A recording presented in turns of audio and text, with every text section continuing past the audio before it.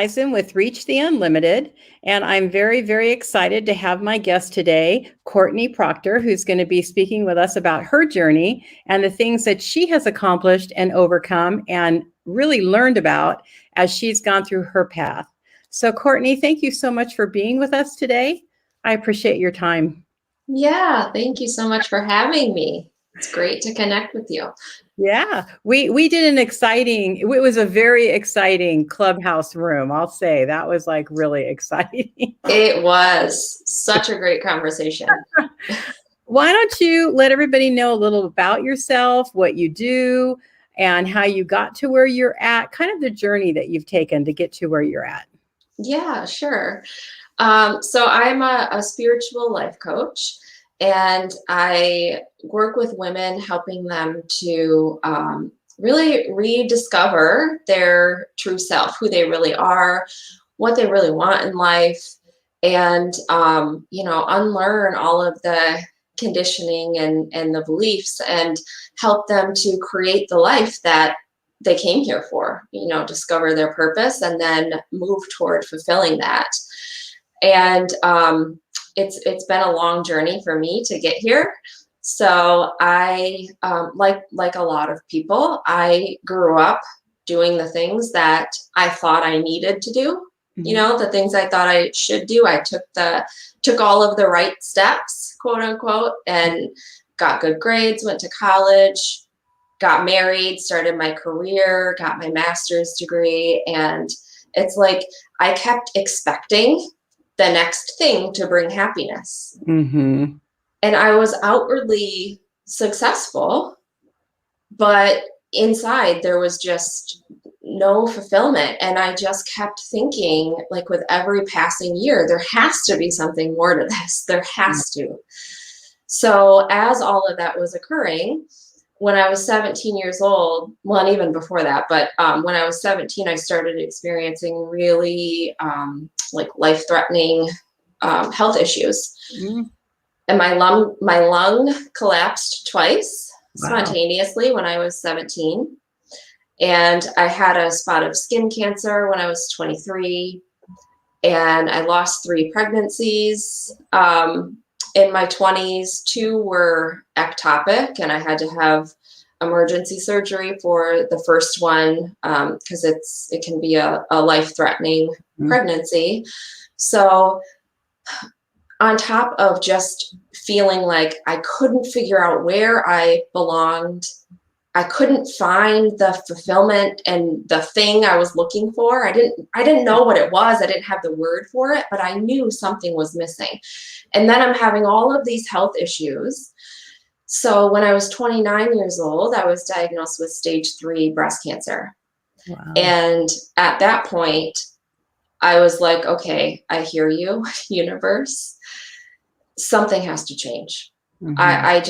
I knew that I had to change. I couldn't keep putting it off and just kind of like dipping my toe in the water of self-awareness and, finding some love and acceptance for myself and doing the inner work, going on an inner journey.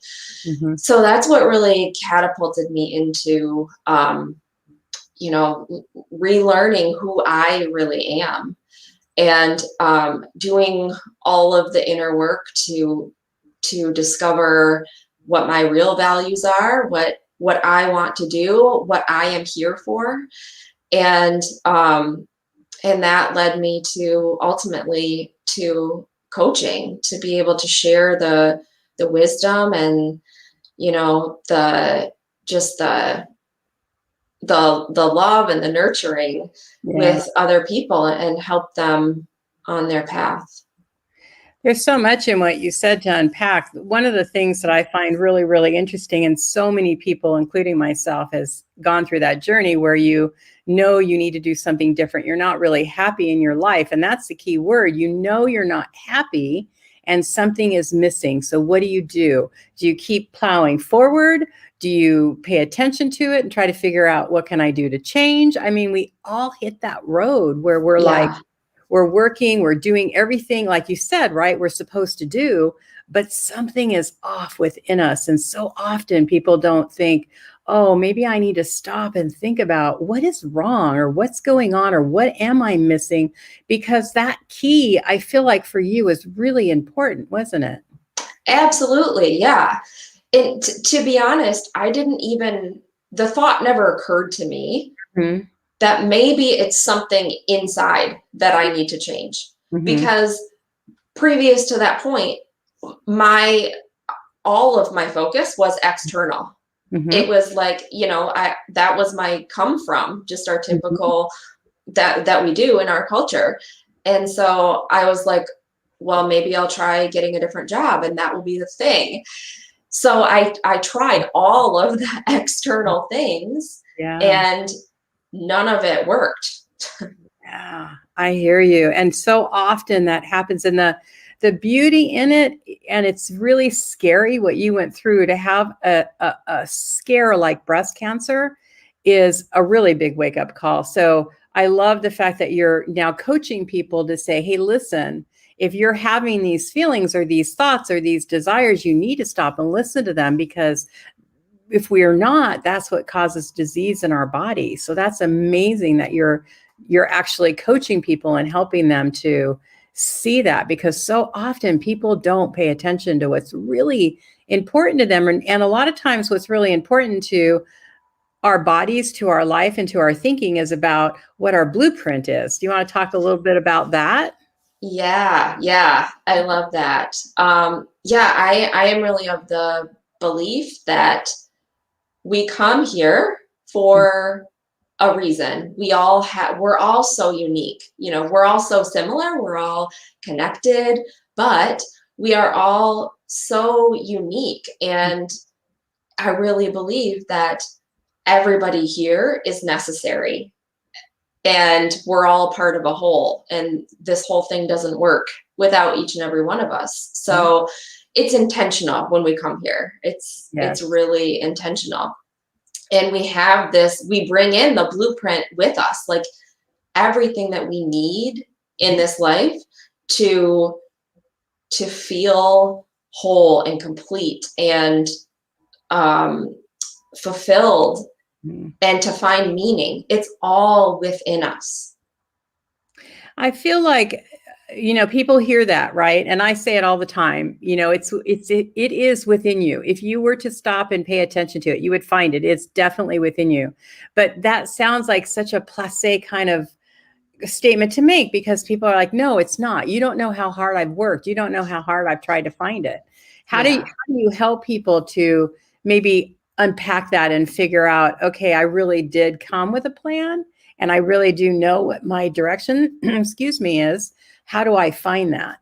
Right. Yes. And thank you for pointing that out because I know I heard that so much when I was still, struggling, and it can be so frustrating to hear that. So I definitely hear that. The way that I work with people, and I think there are a myriad ways to do Mhm. it. I subscribe to there is not one right path. There's Mhm. not just one way. But the way that I work with people is really starting to uncover beliefs, Yes. because we get into when we don't examine the beliefs that we hold, Mhm. it feels just like that's me. You Mhm. know, I am shy. I am too sensitive. There's so many beliefs that we hold. Mhm. And if we don't examine them, they end up running our life because all of our thoughts, feelings, and actions come from these beliefs and these paradigms that we create. So I work on kind of uncovering what those beliefs are and, like even helping people to hear, well, this voice in my head, that's not my voice. That's not my original thought. Like that's mom or that's dad or, Mhm. that's my second grade teacher or Mhm. something like that. And that helps to start to soften the edges a little bit so that their truth can be known a little bit more. And then I start really practically. because there's a part of me that is very practical and logical, but Mm-hmm. there's also a part of me that's like really spiritual. Right. So, so we start just by kind of softening the edges there and, get to what are your values, and is your life really aligned with your values? Mm-hmm. Like if you value family time, but you have a job where you work 75 plus hours a week, Mm-hmm. it's unlikely that you'll be able to feel content and fulfilled in that. There's not a balance. Yeah, And then I use a soul contract reading. I don't know if you're familiar with that. I am. Mm-hmm. So I do a soul contract reading to help. When I saw my chart, it just like made my whole life make sense to me. So I just connect really deeply with that as a way to help uncover, your talents and your goals and the lessons that you're here to learn and move through, and your ultimate purpose. Which, for people that don't know what that is, it ultimately is going back into what is your blueprint? What are you here for? What did you agree to when you came here to live this life? And what were the lessons that you wanted to accomplish or learn as you go through this life? So that's really, we all have created that. I love that you said that, because when you said that word, like you started your path from the external. I feel like all of us do that to some people that are born with waking up and they go through their life knowing pretty much what they're going to do, and they do it. But a lot of us chose not to because of the experience, which is, I know it's like mind blowing when you hear this. Like, how could I have? And I even ask myself that, why did I set it up this way? And sometimes I go, wow, you did a pretty good job, but that's what we did, is created these lives. But the external, a lot of times, is where people started, because I like where you went to.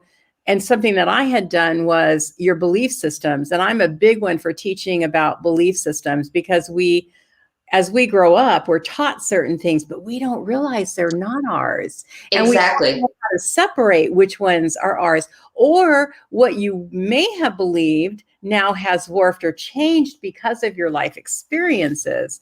I loved how you talk about that, because I know that even now, when we have this idea of what is going on, we can still have that voice in our head going, what were you thinking? Is that really what you believe even today? I'll do something, I'll go, where did that come from? Yes, absolutely. It can get so ingrained in our subconscious mind. Yeah.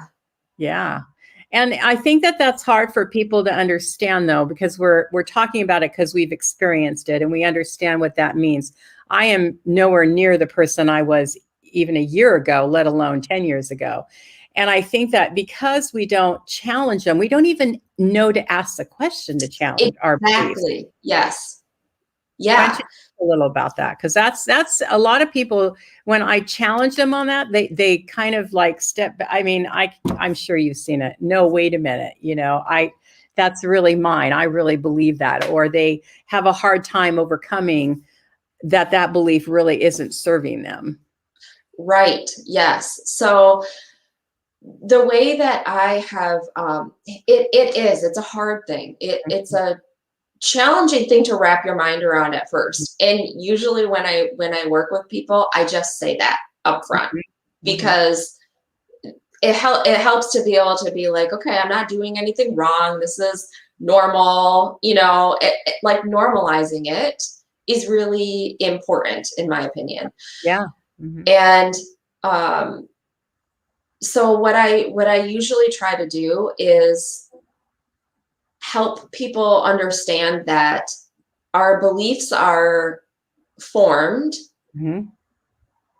based on, like, they're formed before we're 7, most of them, when we don't have the analytical facilities in our mind. They're not online yet. So pretty much anything we experience like seems like truth to us. Like if I was 5 years old, for example, and I was standing on the kitchen counter and like getting ready to jump off because I thought I could fly. And my mom saw me and she yelled because she was nervous, and she yelled, "Don't do that." I don't have the ability at that age to realize that she's not yelling at me, and I'm not bad.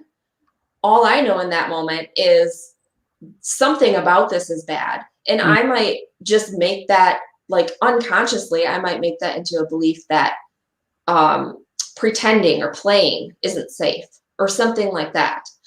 So I try to give people examples like that so that they can better understand how beliefs are formed.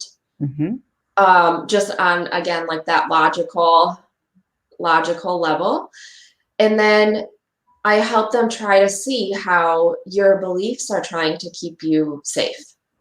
Yes, they really are, because it's something that we, like you, that example was a great example. It really was, because that's a lot of what we go through as we're growing up.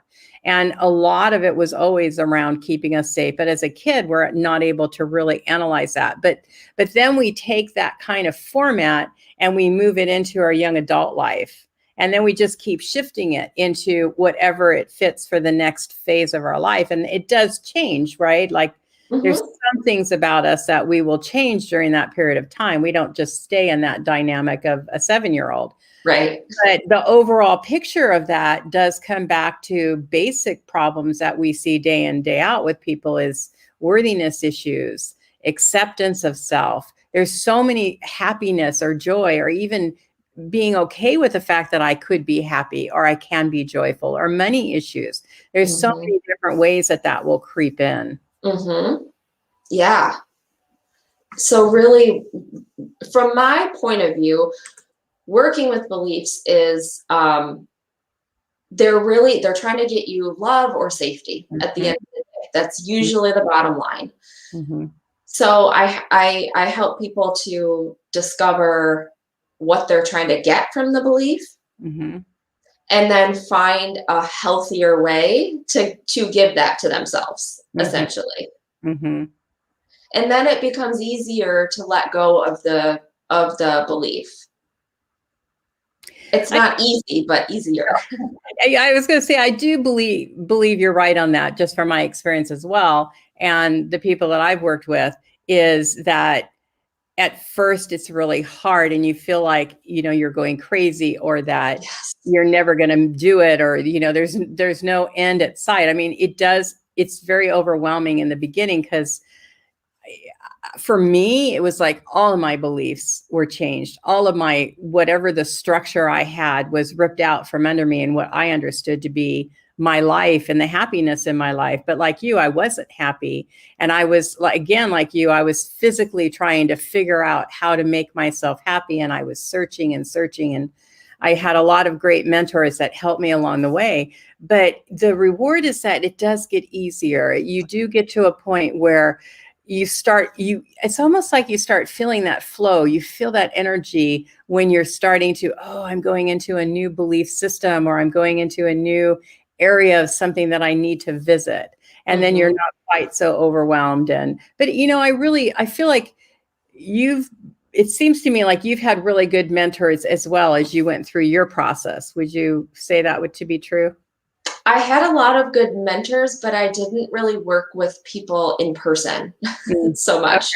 It was more, well, I did have one coach who was amazing, and she really helped me work through some of these beliefs that I couldn't get through on my own. I had done a lot of work before that, just like reading books and, like courses, things like that. But yeah, I would say that when I started working with a coach is when things really started shifting for me, like the deep things that I thought I would never be able to shift. Yeah, I feel like I've done that too. It's been a real help for me, because and why I say that is because sometimes when we're doing it on our own and we don't have a third party out there helping us, or a mentor out there helping us, I would guess I was talking third party as me, my higher self, and a third person. I don't know where the second party came from. But you need an objective point of view, because exactly. we can have these arguments within our own head about, are we on the right track, or this is crazy? I mean, I'm sure you've had many of those conversations. I know I have. Countless. Yes. Yes. Still even now, sometimes I have those. And that's when it gets just so confusing. And then I'm like, well, I don't know what's true anymore. So yeah, it can be helpful to have a mentor or somebody else to work with. Yeah, because you need to be able to talk about what it is. And the beauty is that I have some really good friends that are both here. Hi, Marcia and Marilyn. And, we talk about these things with each other about what we're experiencing or what is going on in our lives or whatever. And to be able to have that distant kind of overview, it really helps you to be able to go back and say, because I'm sure everybody that you've coached or worked with hasn't agreed with everything you've said, but sometimes they come back to you and go, oh, wait a minute, now I get what you said. And I know I did that when I first had my mentor. When she would challenge me on things, I would be like, no way. Or I would challenge her back because I'm that way. And that's okay, because, thankfully she held space for me we laugh about it now. And I ask her, why did you keep working with me? Because she could see in me that I was doing it to understand. I wasn't like I was belligerent or bad, but I would challenge the statement, or I would challenge the thought process because of my personality, for one, but also my beliefs. And so, for me, I had a really strong mentor who didn't allow me to kind of like railroad anything. She was kind in when I would challenge her, but then she would bring it back to whatever the point was. So that's why it's really important to have people around you that know what they're doing and can help you, because I think one of the biggest things for us to do is challenge our beliefs, challenge what we think is reality. That's like taking everything that we believed in and throwing it away. It is a crazy idea. Yeah. Right, exactly. Yeah. And then it's like, well, where do I even go from here? Right. If this isn't true, what is true? So what is the answer to that? What is true? Yeah. That is a really big question. Mm-hmm. And I think that what is true can kind of shapeshift, like it can be a little bit different for everybody. Mm-hmm. I think it changes as you evolve. Mm-hmm. What feels true for me today, may not in a year as I grow and expand and evolve. And that's an important statement you just made, because if we can all realize that what is true at this moment is not going to necessarily be true 10 minutes from now, which we see that in the way that we live in our world, right? It's always shifting and changing. If we can understand that, then I think that we go through the processes that we go through a lot easier, because we realize that it's because when you do that, right? I'm sure as you went through those experiences, you get stronger, you get better at something, you get more understanding and depth, I think, when we go through that process and allow it to happen. Have you experienced that? Definitely. Yeah. Yeah. I've had so much challenge in my life, and cancer was terrifying in so many ways, and really unpleasant in so many ways. Yeah. But I am genuinely and truly grateful for it, because I would not be where I am today without it. Like, I just did not have the courage or strength or whatever you want to call it to get myself to make the changes. I needed that, and that's personal for me. I know that is not true for everybody, but I wouldn't give it back. I don't want it again, but I wouldn't give it back, because I grew so much, and it gave me like I came home for the first time in my life. Right. And that's something that's really important for all of us to remember, because we all go through our own individual and unique journey.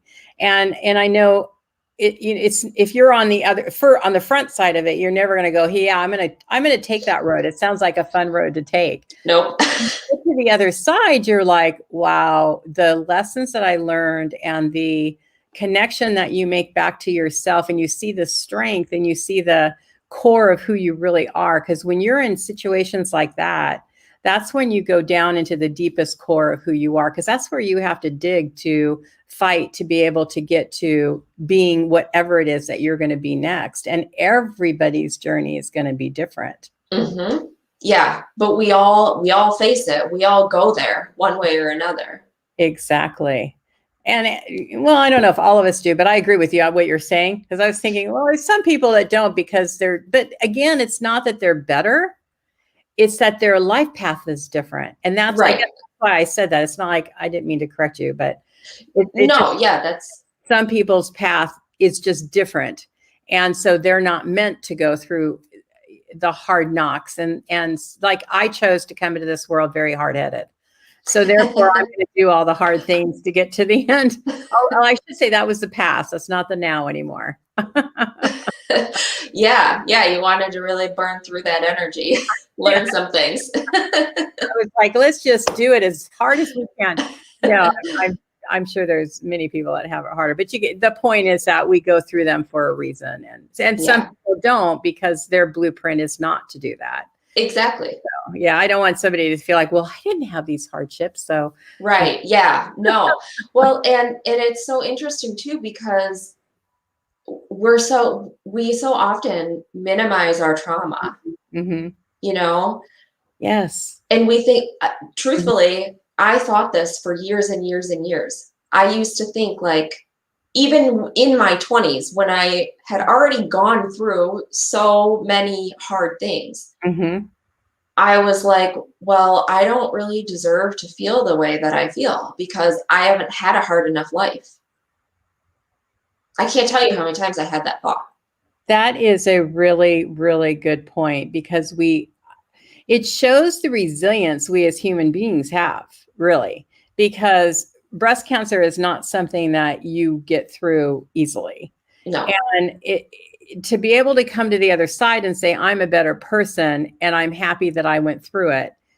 I don't know if you were happy, you didn't quite use that word, but you're thankful for the lessons that you learned through it. How about that? Yeah. You know, it shows the resilience and the strength that we have within us. And I think that's, if we could teach people that when you're in the middle of something, it seems dark, it seems hard to keep moving forward, but that we always have what's in us to be able to get through that and to get to the other side, because we always do get to the other side, unless it's not our time, right, to go through. Mm-hmm. I mean, that's just the facts of life.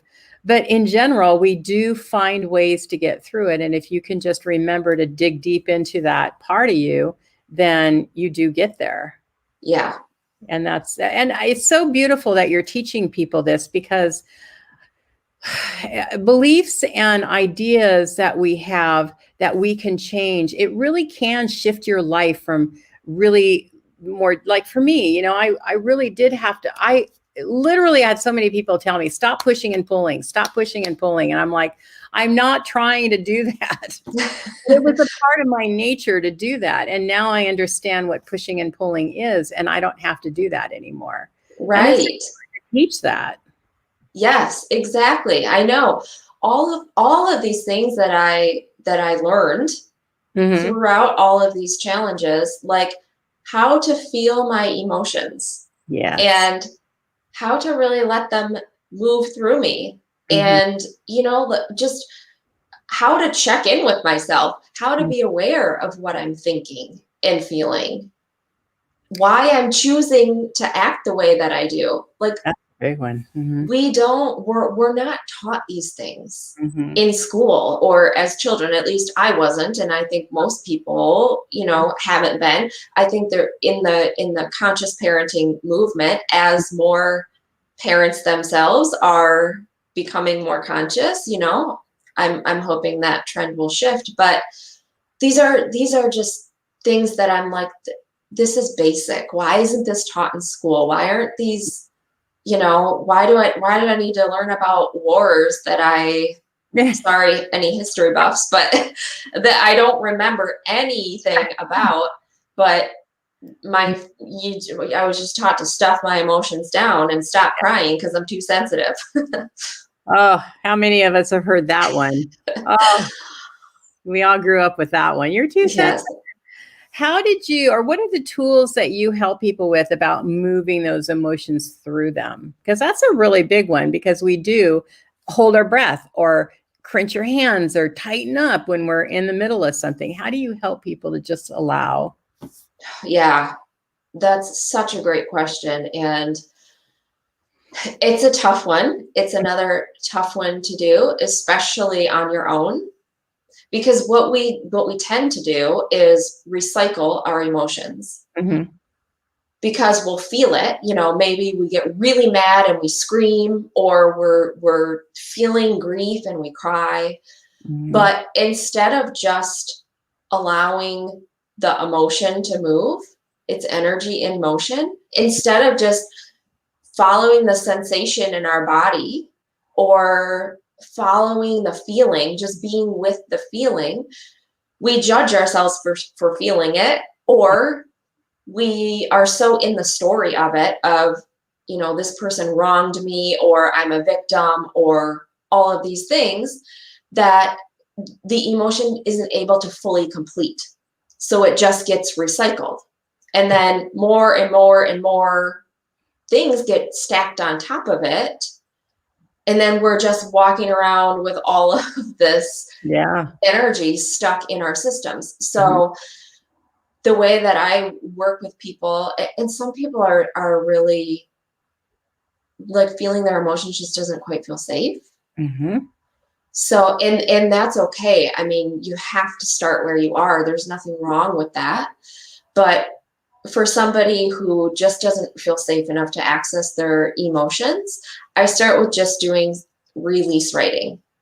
This is what I learned through my coaching program. Just do release writing. So like set a timer for 10 minutes, stream of consciousness. So it doesn't even, like, don't write in complete sentences, doesn't have to make any sense. It's not journaling where you're going to go back and read it. You're just getting the energy out, letting it move. And then you throw it away when you're done. So that's a way to start to access some of the unconscious energy. And if I'm working with a client one-on-one, I'm just like encouraging them to feel whatever is up, helping them to stay out of the story, helping them to develop a healthy, compassionate voice in their head for themselves, like a healthy, parent would, and letting them know it's okay and you're safe, and, just really being with them as they move through it, if that makes sense. No, it does. It's very, very vital what you just said, because we're not, like you said, we're not taught to do that. We're taught to, in my house, we were taught to be quiet, to be seen and not heard. Well, you're not going to be allowing emotions to go through you when you don't, and especially as children, they don't understand what's going on all the time. And, what do you do with that emotion? You just like stuff it in, and you learn how to stuff. And I love what Marilyn said. She said, heck, I'm still sensitive. You're right. I know, I am too. And we've learned now to only attach to what is ours and not what is, other people. So that's a big difference in that. But to learn how to, because you're right, there's a lot of people that I didn't feel safe to express my emotions because I would have been looked at as weak or, there's so many, or I would have, wouldn't have, but, there's people that would have been beaten for it, or, there's countless of reasons why people wouldn't do that. But that's the one first thing that you need to do the most, is to be able to allow it to flow through you and not just sit within you. Exactly. So important. And it can feel, especially for someone who feels so deeply, like an empath or an HSP, I identify as both. It can almost feel scary because you're like, if I go into this emotion, it's going to swallow me, or not going to get back out of it, So it can feel scary for that reason too. Right. What Courtney was talking about is, if you're an overly sensitive person, then, when you go into a crowd or something, then you're going to feel it more. You're going to feel the energy of the crowd, and you may take in stuff that's not even yours and you don't even realize it. So that's really something to be aware of, especially I've noticed, I don't know about you, but I've talked to a lot of people that have felt this way because we've been secluded and kind of like in seclusion. When you go into a group or a crowd right now, you can actually feel overwhelmed just by the energy that you're not used to anymore. So we have to be really kind to ourselves as we start, as you know, things are lifted and we start being out more. We're going to have to really pay attention to our environment and our feelings and what's going on. Mm-hmm. Do you have any Definitely. tips for people on how to deal with that? Yeah. I actually kind of dropped the ball on my energetic boundaries recently. Mm-hmm. And I just ended up like absorbing a whole bunch of energy and emotions that weren't mine. And it put my system into overwhelm. And I felt like I regressed Mm-hmm. in my like emotional and mental state, like 10 years. And I was so confused too, because I was like, what is true? Is this true? Is that true? I couldn't suss out what was my truth because I was holding so much energy that wasn't my own. Right. So, so yeah, do you know who Jeffrey Allen is? I do. Yes. Okay. I learned several energy practices from him, like energy cleansing and boundaries and things like that. So I do a grounding every morning, like connect a grounding cord from my root chakra into the earth. And then I'll create a rose in my mind, like visualization, and clean all of my chakras. Just imagine like dusting them out with the rose. And then you can, like, once the rose gets full, you can just send it down the grounding cord or send it like to the edge of the earth and have it kind of blow up and go back to the creator and create another rose and like dust off your aura. And then imagine filling your chakras, your physical body, and your aura with like a golden ball of light coming from above. So that helps me to release any energy that is not mine. And I'll sometimes just set the intention too that anything that isn't mine, that doesn't belong to me, either, you know, goes back to the sender or back to source, wherever it needs to go. That is a big statement right there as well, right? Our attention is 99% of everything. Everything we do is about what we feel or what we think that's going to happen is going to happen because we've now put that energy out. So that is beautiful. That intention is so important. Marcia wants you to tell a little about him and how you came across him and who he is. Yeah. Well, I don't know that much about him, but his name is Jeffrey Allen. And I know that he is, he works with energy. He's an amazing intuitive. And I think I heard about him through Mind Valley or something like that. Oh, okay. Yeah, I can't remember. It was a couple of years ago now, but he has, you can go to his website. It's Jeffrey Allen, Allen. And he's got some free tools for working with energy. It's real. I love the way that his style too, because he uses humor a lot. And I can tend to be super serious about things, you know? Yeah. So I really appreciate the levity that he brings in his work. But he's a really interesting guy. I really respect him. Yeah, I know of him. I haven't really done anything with his work, but I know of him. So, and he seems like his energy is really good. So yeah, thanks. Marcia said, thank you. You're welcome. So, because one of the things is really understanding what's happening within our aura, which you talked about. You want to tell people a little about if they don't know what an aura is. I think most people know, but they may not. Yeah, so your aura is essentially your energetic boundary. Mm-hmm. And it's kind of shaped like an egg. It's almost like we're like little chicks in an egg or something, but it's kind of shaped like an egg, and usually goes around your whole body, like an arm's length away from your body, although it can be bigger, Mm-hmm. and it Yeah. can be smaller, Mm-hmm. and we can really feel the impact of that. Like if your aura is really close to your body, it can feel really constrictive and kind of low energy. But yeah, it's the way that I think about it is just like our energetic boundaries, because we are so much more than our physical bodies. Yeah. So our energy extends far beyond where our physical borders end.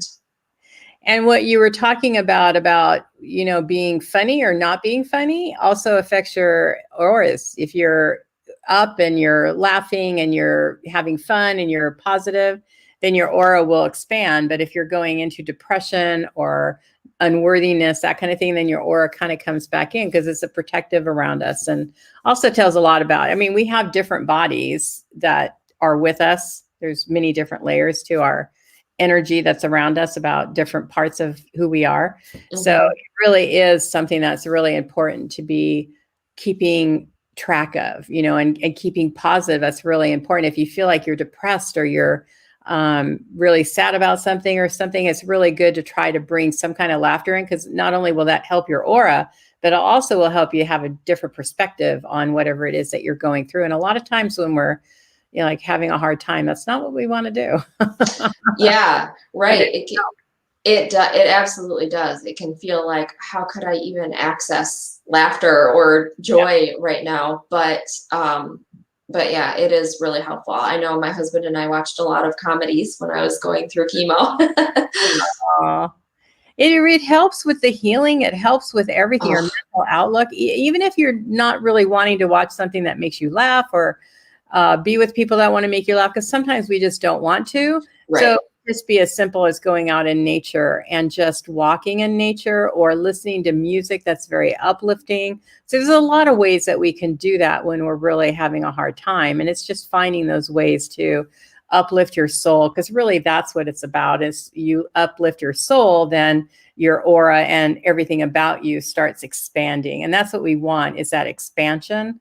Then to have that contraction. That's when you feel heavy and yeah. And let it out. Right. What are some of the most interesting challenges that you've had working with people?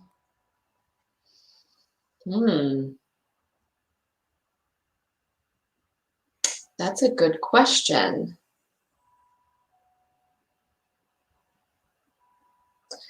Sometimes it's a challenge for me personally, because I can see into, I have a gift, I guess we'll say, of being able to kind of see the highest potential for somebody, just like really what they're capable of, and the essence of who they really are. And sometimes, I have a client who cannot see that for themselves. Yeah. And that's really hard. It's really hard for me to not really want to change that for them, because that's not my place. It's not my place. So that's a challenge for me, because I feel like, but you're so amazing and you are so capable of this. And I want you to see it, because right now you're stuck in limitation, and I know how awful that feels. And you have so much more possibility. So I would say that's probably one of my biggest challenges. I would say that is probably one of the biggest ones all of us face, because there's no way that we can, I haven't found a way anyway, to help people to see the truth of who they really are, because again, we're going to go back to the beginning, their beliefs, right? Whatever it was that brought them to where they're at is what's going to get them out of it. And so I agree with you. It's being able to see that beautiful potential that they have, that they can unfold and kind of work into. But yeah, I mean, even we do that. I do that. I'm going to speak for me. Even I do that where, like my buddies will say, oh, you're good at this, or you should do this or whatever. And I'm like, are we talking about the same person? Yeah. What's going on here? Yeah, definitely. I do that too. I can own that for sure. But I think it's a part of, again, like it's just the steps that, because you're right, we can't change anybody, nor should we, Right. because it's our path to go through and learn as we're experiencing life, what works and doesn't work. So being able to guide them and help them to see, because, every time one of my buds would say, no, this doesn't work, then it showed me, okay, they really care because they're not lying to me. Oh, but this does work. So then it helps with the does work kind of thing. Yes. So it's really, I think for the people that I work with, it's about listening and paying attention, because that's how we learn. And I feel like so often in our world, everything is so fast paced and we're moving constantly. And so the more that we can slow down, which I have on my computer, slow down, go through life so fast and we forget to pay attention to things. And when we do, then those tidbits go into our mind and our computer banks then start clicking, going, oh, wait a minute, I know this, So I feel like we give information and help and support, but ultimately we have to go on our own journey and learn our own way. Yeah. And I think it's really helpful to learn and to be able to see that possibility in yourself. Yeah. When you're working with somebody else who can see it for you. I know I experienced that for sure. Exactly. I mean, it really does help especially when you've built that rapport and they trust you, right? They know you're not going to lie to them about it or just trying to butter them up or whatever you want to call it. But when you're really being authentic and truthful, then they can feel that. And that gives them support. And again, it goes back to don't try doing this alone, because one of the things that I've learned in the hard way is we're not here to do it alone. We're here to sit together and to work together. We are the one and each individual unique person, and we support each other for the one. I know it's hard to grasp that, but it is true. Yeah, it's so true. And sometimes we feel so alone, and it can feel hard or scary to reach out for support, but right. But you're so right. We are here to do it together. We are. And if we can just trust that and rely on that, again, it's a belief that we have to be alone, or we have to be independent, or we have to do it by ourselves, or to not do it by ourselves would make us look weak. Those are all beliefs and patterns that we've learned as we've gone through life. So definitely we need each other for support and help and good friends. I mean, I think one of the things for me that I've learned is having good friends that I can really trust around, people that I have several that I know are not going to lie to me. They're going to really be honest with me. Now, sometimes, we do white lies to each other just to keep each other positive. But when it comes to the things that are really important, I know that they're going to be honest and truthful. And I think that helps in all aspects of our life, because it's also something we're not learned or taught when we're kids.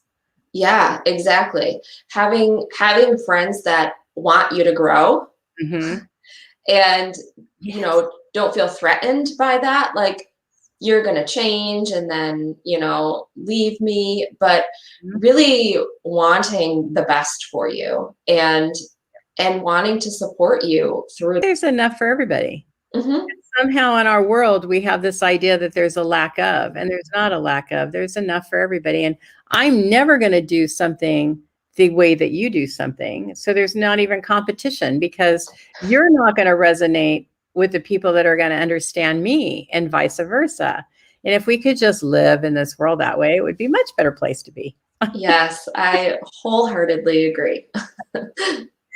Yeah, it's tough though. I really want to encourage people though that to be able to come to these kinds of realizations really does make your life better. Because like you had said when you started, right? It was tough. And, it's a journey that you wouldn't want to go back and revisit, but the lessons learned are important. But that's not always going to be the way. I don't feel like in this lifetime we're ever going to live in the total peace and Shangri-La that we may want, because we wouldn't have come here if that's right. What we do. So we are here to have experiences, but if we can support and help each other through it, I feel like that's what's the most important thing. And I wish the world would know that. Yeah, exactly. And the more work you do on yourself and on your own personal growth, and heal the wounds and the traumas that never got healed, the easier it is when you encounter hardship in the future. You don't get triggered as much. You have the tools and you know how to use them. Right. And, I have hard days. I have a lot of hard days still. I still have limiting beliefs, like I am so far from perfect, and I do not live in Zen world all the time, but my life is a complete 180 from what it was before. And I have the confidence and the trust that I have the tools and I know how to get back home to myself when I get a little off center. Which is really important because, you said you came to a complete 180, and in a year from now, you're going to be in a complete 180 again. And we just keep doing that because all of us have those bad days. All of us have those moments when we're like, it just is lying. But it's what you do with them now. That's what really counts. And what I hope people can really gain from this as well is to realize that you're all going to have those bad days, but it's what you do with it the next day. Do you get up again and what I like to do is go back and say, what did I learn from that? Or where did I go off from that? Or, how could I have done that different? That's something that I like to do because, like you, I'm analytical, so I'm going to analyze everything. But, but at least it helps to keep you out. You learn from it, and it keeps you out of that kind of what I call my rabbit hole. Yes, I'm familiar. Well, I think we all have our rabbit holes. Yeah. Okay, because that's what we're here to do, is have rabbit holes and learn from them. So yeah, exactly. It sounds to me like you also, though, as you've gone through your process, it sounds to me like you've kept a lot of your family community together. Were you able to do that as you've processed through your journey? Your husband's still supportive of you and your family. And that's really beautiful, because that doesn't happen. I wasn't as lucky as that, which is fine for me because it was meant for a reason. Right. But it's really nice when you can see too that you don't always have to lose everything to grow and to overcome or to understand better. So right. Yeah. On our journey. Yes, that's so true.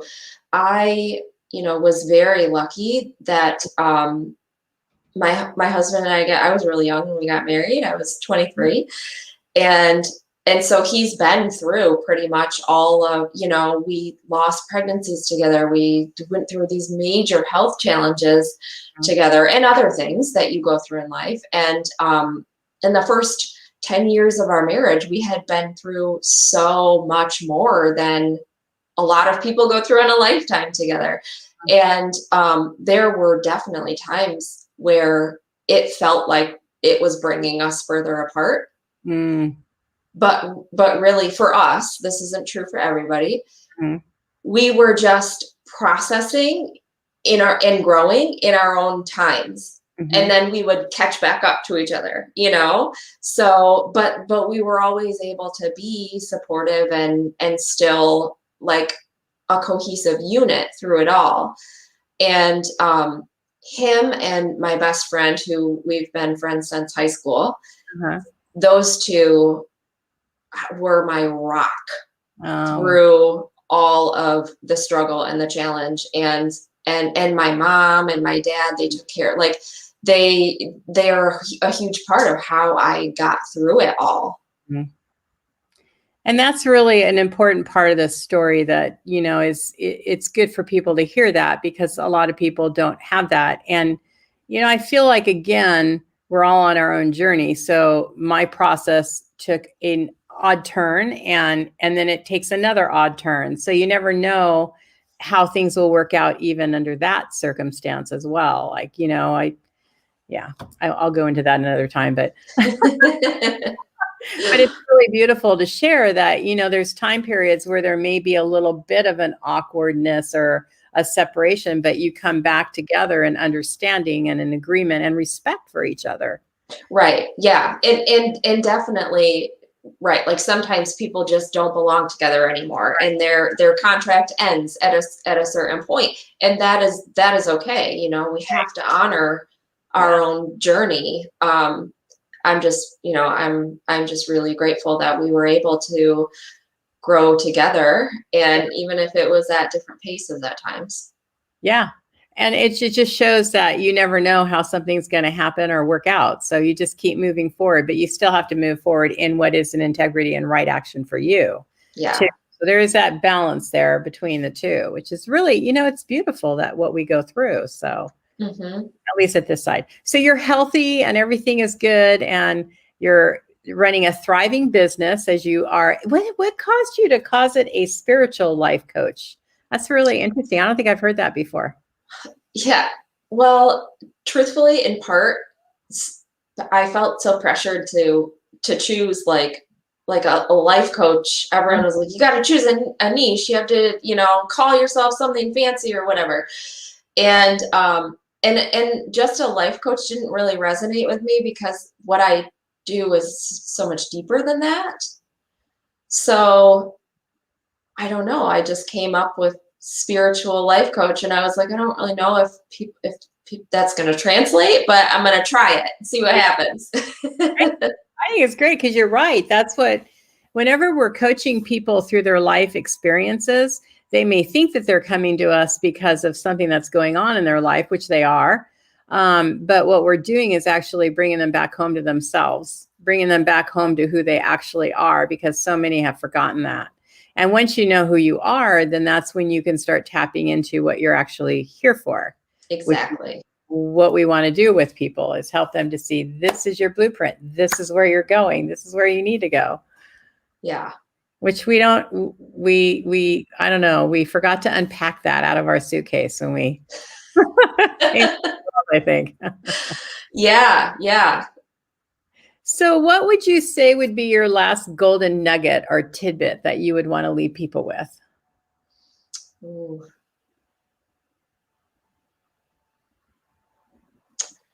I would say the biggest thing for me that helped me to start to shift all of the things was coming into acceptance. That's as big. Acceptance for the challenges, all the challenges, acceptance for where I am right now. And it's still my first go-to tool to this day. When I'm feeling like I'm getting beat up by life, when I'm feeling like just anything, it's first coming to acceptance of it. And not from a place of like resignation, like, this is okay, or I give up, not that type of energy, but just this is here. And I can choose to accept that it's here, or I can fight against it and reject it and create more chaos and discomfort and, illness in my life. So acceptance is the first with me. It's the thing that helped change the most, and it's still my first step. And that's a really big one, because if we can accept where we're at, that doesn't, like you said, mean we condone it. We just go with it. We just roll over and give into it. It means that you're accepting where you're at, and you start dealing with it in the way that needs to be dealt with, to be able to go back into self and say you have the tools and the things you need to be able to get through it, and trust that. So yes, I agree. Acceptance is really big. That was a great golden nugget. Because too often we feel sorry for ourselves, or we get mad at ourselves, or we get mad at the situation, and then we're not really thinking in a clear mind to be able to move forward in a right way. So yeah. Right. Yeah. And so when that happens, accept that the anger is here, Yeah. like whatever it is, you start accepting right there. Mm-hmm. Exactly. I love that. That was perfect. Well, thank you so much for being with us and sharing your time with us. I so appreciate it. I'm sorry we didn't have a bunch of questions, but That's okay. It we had was, a great conversation. yeah, it was so much fun. Thank you for having me. Yeah. So people can get a hold of you how? Yeah. So my business is Atman Collective. Atman is a Sanskrit word translated as true self, soul, or breath. And I'm a little obsessed with Sanskrit. So you can find me at atmancollective.com, ATMAN collective.com. And I'm on Instagram at Atman Collective Coaching. And those would be probably the two best places to get a hold of me. Okay, that was great. Thank you, Marilyn. We did cover a lot of topics, didn't we? We really did. I hope everybody ran that marathon with us. Thank you for your time. And you guys know how to get a hold of her. And it is in the descriptive part of this as well. So just go there and you'll see, just put .com at the end of it. And okay, everybody have a great night and take care of yourselves. Please love, thank, like, whatever, share, all that stuff. And if you have any comments or questions, I'll get to them. I do read them. And if there's anything from Courtney, then I will reach out to her and let her know as well. So please add your comments and questions in there and we will get back to you. All right. Thank you, everybody. Take care. Thank you. Yeah.